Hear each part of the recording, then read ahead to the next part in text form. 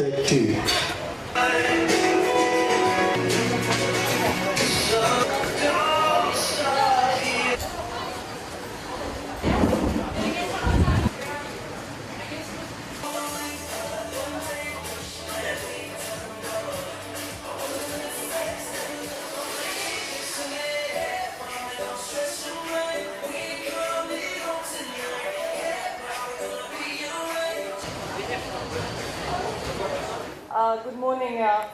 Good afternoon, ladies and gentlemen, staff and students of University of the South Pacific, invited guests, representatives of the NGOs, sponsors, media partners, ladies and gentlemen, Nisambula Vinaka, and a very good afternoon to you all. Indeed, it's an honor once again to be here to be part of your Health Week launch, and I recall that we did the same in 2017 with a similar program. But as the MC reminded, that this year's program, I think, has a lot more to showcase in terms of health. Ladies and gentlemen, for me, health is more than being fit. Probably because of my portfolio. Health is more than just losing weight. Health is more than just eating the right type of food, the right amount of food. Health is more than regular exercising, etc. For us, health is actually is multifaceted. Health is trying to address diseases, health is trying to address outbreaks, health is trying to combat NCDs or even communicable diseases. Health is also to be concerned about the impacts of climate change on our food security, etc. So I hope that throughout your week-long activities, these issues will also be addressed by the organizers. So thank you very much, USP staff and management, for this vision in trying to bring health more closer to your students, and I'm sure the students will be good champions of healthy living as they venture out into their communities and also for their families. And I'm sure a lot of effort has been put in trying to organize this program for the students. Ladies and gentlemen, building a healthy population is the ultimate way to build a strong and a prosperous nation, and I'm sure you'd all agree to that. So we need individuals, we need families, we need communities, we need organizations, we need corporate bodies to be advocates of healthy lifestyles. And of course, in achieving that, we all need to be healthy ourselves. As mentioned by the Vice Chancellor, Deputy Vice Chancellor, my apologies. You may get a shock if you really go to your doctor and get the status of your health. Many a times, we need somebody else to tell us what is good for us. We know we need to be healthy, but funny, we need somebody to come and remind us to go through regular health checks, somebody to tell us to eat healthy, somebody to tell us just to look around and see the healthy fruits and vegetables, the healthy food that is available in Fiji. Sadly to say, a lot of us compromise our health. And when we end up in hospitals, when we end up in conditions that are not very, very favorable, we get a shock of our lives.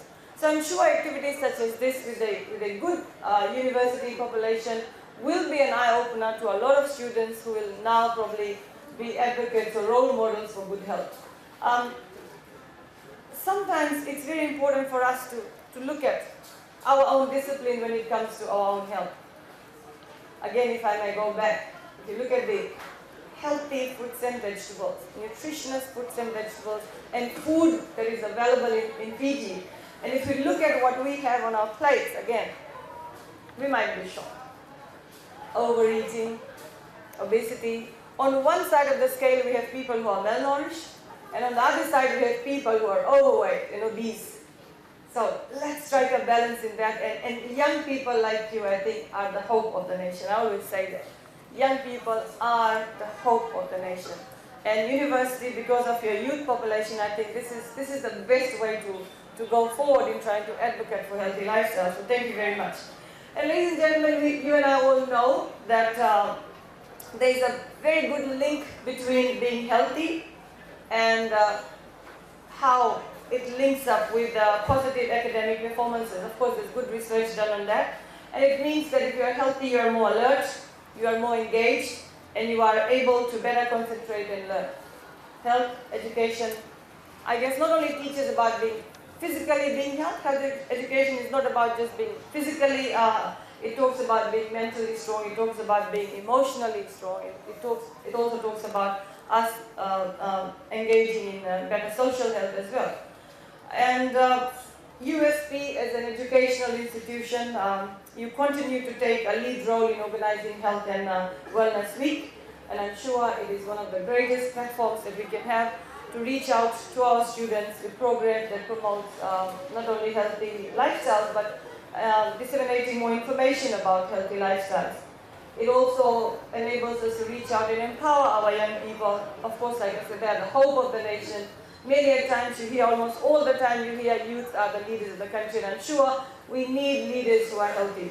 And I would wish that these students become champions of not only their health, but also the health of their families and communities. Ladies and gentlemen, events such as this also contribute greatly to the Ministry of Health's vision and mission of fighting NCDs, which accounts for, if I may say, 80% of the total deaths that occur in Fiji, whether in the hospitals or out of the hospitals. 80% of the deaths are attributed to non-communicable diseases, and I think diabetes, as you should have been reading lately, is highest. And that, of course, is a very, very serious concern for us. Now, that is something that we have brought upon ourselves, if I may say. Lifestyle diseases are diseases that we get because of the choices. Unhealthy lifestyle. Again, let's go back. Do we exercise regularly? Do we eat healthy food? Do we pay attention to what's on our plates? Are our plates full of balanced meal? And in primary school, our teachers teach us about the main food groups. What should be the portion of food on your plate? So maybe when you go back and when you are probably lunchtime is nearby, when you do engage in buying your lunch, or if you have brought lunch from home, please do take a little bit of time and see what's on your plate. What exactly are you eating? Are you eating towards a more healthy lifestyle, or you are eating yourself towards an early premature death? You know, NCDs cause a lot of premature death. There are a lot of impacts of NCDs. And we've seen results of, there used to be those days when we used to think, oh, diabetes would be prevalent in the higher age group. What's happening now, we see cases, more and more cases of younger people who are now suffering from lifestyle diseases. So maybe there's an urgent need for us to address this issue, because if we don't, your life as well as mine and those of our families and the communities would be at a risk. So ladies and gentlemen, it says, this is another challenge that you have. Are you ready for the challenge to lose weight? Like I said, well, losing weight on one side, but maintaining good, healthy lifestyle on the other side. There are two things. Are you ready for the challenge? Are you ready to challenge your own self to live healthy? That's the most important thing. Are you ready to take the challenge to be an advocate of healthy lifestyle within your own family? But let's start with ourselves. That's very important. Your Deputy Vice Chancellor, if I can go back and say, somebody, the wife had to push him to have a health check. Why don't you push yourself, students and ladies and gentlemen, to have a health check today? We have the Ministry of Health team. You can even visit any health centers and hospitals to have a check. Check for your cholesterol. Check for your sugar level. Check whether you have high blood pressure. You might be shocked. You say, oh no, I'm 22 years of old. I can't have diabetes. Oh no, I can't have high blood pressure. Believe me, some of the results from your doctors would really, really be shocking. And we want you to be ready, because lifestyle diseases are reversible. Diabetes impacts, you can reverse it through discipline and proper diet and stuff.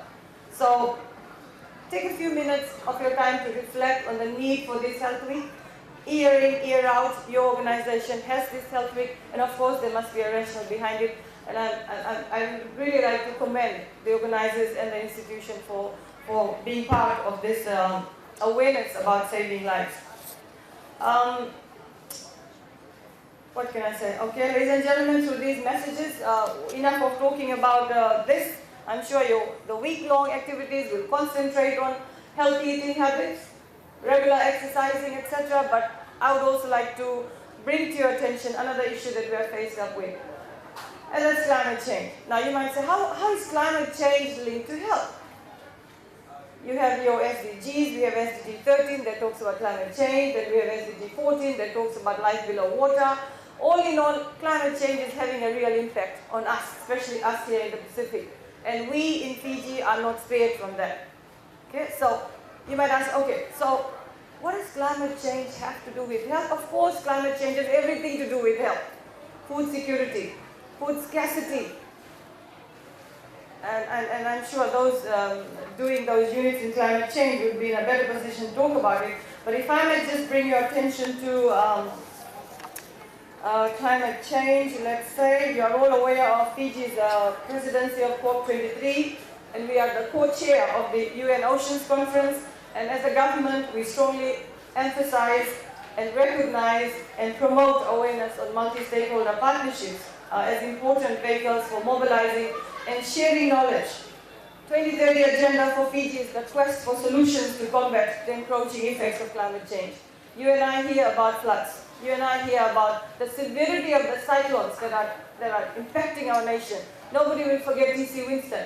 Nobody will forget the damage DC Winston did to individual lives and to our economy as well. I'm sure you and I are still, we haven't forgotten the memories of the recent TC Josie and the flooding that impacted the Western Division.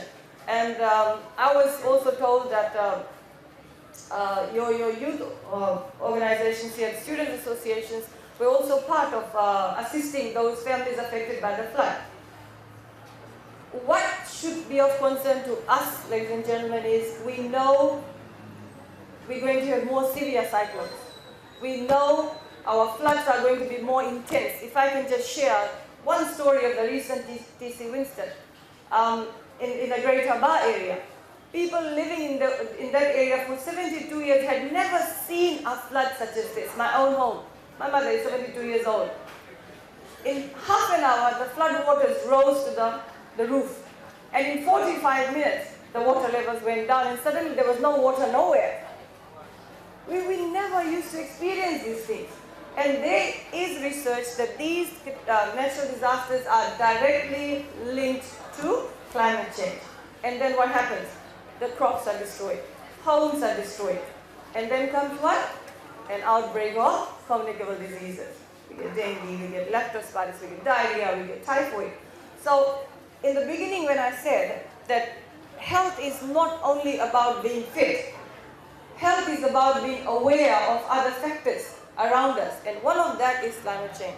And I just hope that your week-long activities will talk about climate change and how we can be more aware, how we can be more prepared to ensure that after these disasters our health is maintained. Other than that, ladies and gentlemen, another issue that is of great concern to us at the moment at a government level, at a ministerial level, is the outbreak that we declared on meningitis, MenC, meningococcal bacteria. This issue actually is not only affecting Fiji, and why I thought that I would talk about this here is because it affects you as well. Okay? And so we announced last week that we are going to carry out a mass vaccination for our 1 to 19-year-old population. I don't know whether university students will fall within 1 to 19 years, but that is, research has shown us that is the most vulnerable group that is affected by the meningitis, MenC bacteria. And we also said, because of the awareness that we carried out in terms of this after the outbreak, we have been able to avoid any deaths.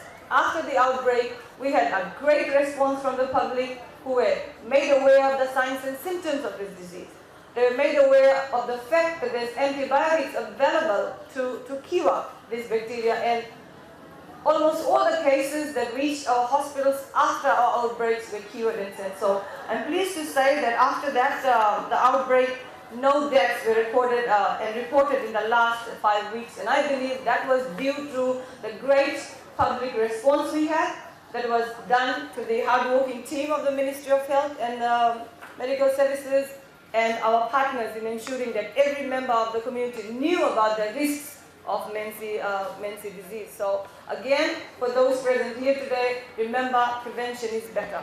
We continue to embark on hygiene practices. We continue to embark on awareness where if you see signs and symptoms of any abnormal behavior in yourself, flu-like symptoms, nausea, diarrhea, you need to seek medical attention. Many a times, a lot of cases reach our hospitals very late, And unfortunately, we lose lives to that, and we don't want to do that. So health, please take your health very, very, very seriously. And I'm sure that as young people, your voices in combating NCDs, your voices in helping us create a more healthy population for the future is there. And again, what should I say? Let's talk about food there. I see food there. Lots of food.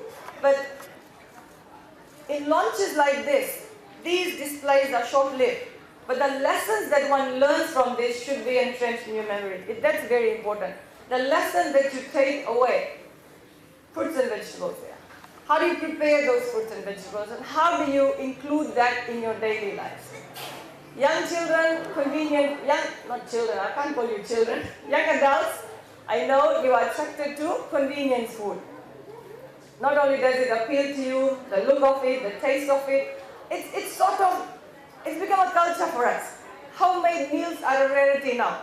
How many of you actually put in time and effort to prepare a nice healthy meal in the morning? No, you're late night, get up in the morning, get dressed, rush down to the takeaway stores, and across the road there, or anywhere.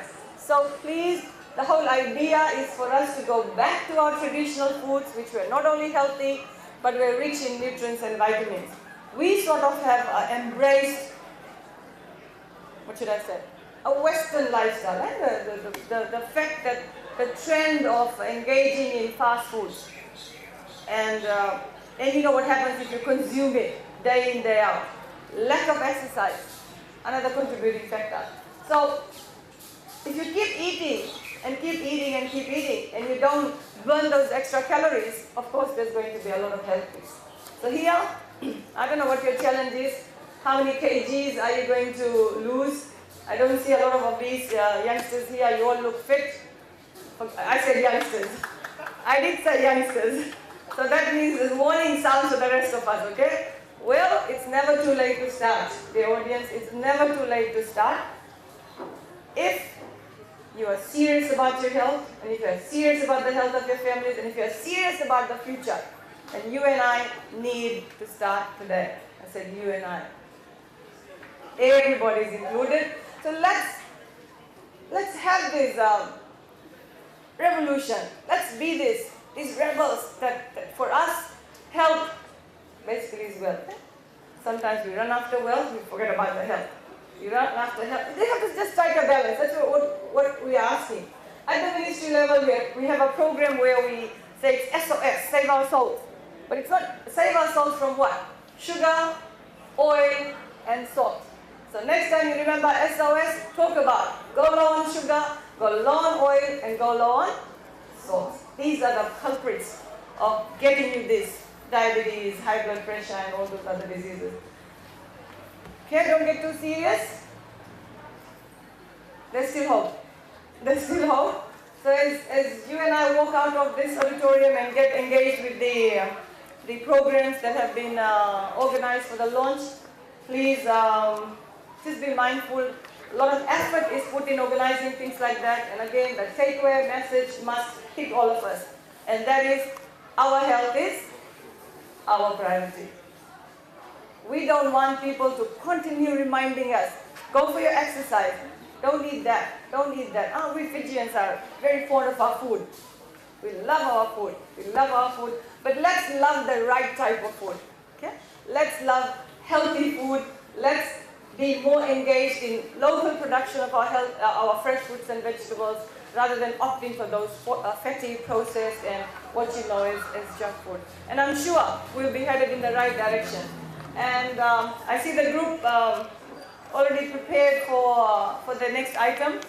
And again, that is another good form of exercising. So for those of you who can shake a bit of your leg and stuff, please join them, and let's enjoy this launch. So thank you very much, and God bless you all.